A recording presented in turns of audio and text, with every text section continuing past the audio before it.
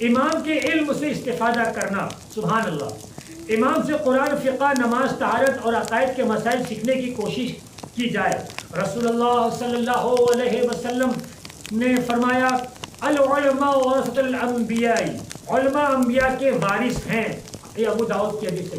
کیا مطلب؟ قرآن، حدیث، علم فقہ اور طہارت، وضو، نماز، مسائل نماز، مسائل زکوٰۃ، مسائل حج، مسائل روزہ، مسائل حقوق اور دیگر مسائل میں، روزمرہ کے مسائل میں ہمارے امام صاحب سے پوچھ پراچھ کیا جائے، ان سے پوچھیں، ان سے تعلق رکھیں اور ان سے علم لیں۔ میرے دوستو، یہ ہمارے وہ ائمہ حضرات ہیں جو صبح و شام، جو روزمرہ ہر لمحہ، ہر وقت، ہر ٹائم، صبح و شام، رات دن آپ کی خدمت میں لگے ہوئے ہیں۔ تو آپ ان سے مسئلہ پوچھیے، اس لیے کہ رسول اللہ صلی اللہ علیہ وسلم نے فرمایا کہ علماء جو ہیں وہ انبیاء کے وارث ہیں۔ اللہ اکبر! میرے دوستو، یہ کتنی بڑی بات ہے کہ رسول اللہ صلی اللہ علیہ وسلم العلماء ورثۃ الانبیاء۔ بتائیے، کسی ایک جماعت کو آپ نے نہیں کہا، بلکہ علماء کی جمع لفظ علماء ہے، تو یہ علماء کی قدر کی جائے، ان سے علم حاصل کیا جائے۔ لیکن میرے دوستو، یہاں پر میں ایک بات کیے بغیر نہیں رہوں گا۔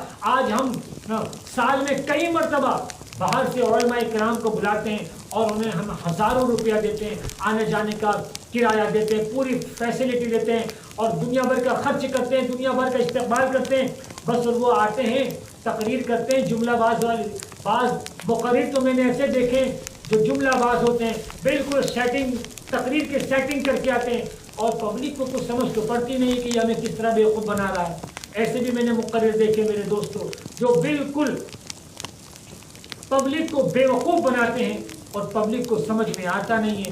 جملے باز کی تقریر اور ڈائلاگ بازی کی تقریر اور جوکر جیسے کپڑے پہن کے آ جانا، اور نوجوان طبقے کو اپنے باپ دادا کے نام پر، اپنے بزرگوں کے نام پر، مزارات کے نام پر اور اپنے خاندان کے نام پر ان کو ان پر دباؤ بنائے رکھنا اور ان سے اپنے ایڈورٹائز کروانا اور اپنے تقریر کے پروگرام لینا اور اپنی کیا کہتے ہیں جاہلانہ انداز اور بے ادب طریقے سے اور جملہ باز تقریر کر کے ہزاروں روپیہ اینٹ کے چلے جاتے ہیں۔ میرے دوستو، ان سے ہزار درجہ بہتر ہمارے مسجد کے امام صاحب ہیں، جو آپ کو جمعہ کے دن آپ جو چاہیں، جس ٹاپک پر چاہیں، جس موضوع پر چاہیں، جس مسائل پر چاہیں، وہ بولنے کے لیے تیار ہے۔ آپ انہیں کہیے، ان سے تقریر کروائیے، ان سے آپ بیان کروائیے، پھر دیکھیے انشاءاللہ تبارک و تعالیٰ کہ آپ کے اندر جو کوٹ کوٹ کے جہالتیں اور کم علمی جو بھری ہوئی ہے نا، وہ نکل جائے گی۔ جس دن آپ نے ائمہ حضرات کو سمجھ لیا، انشاءاللہ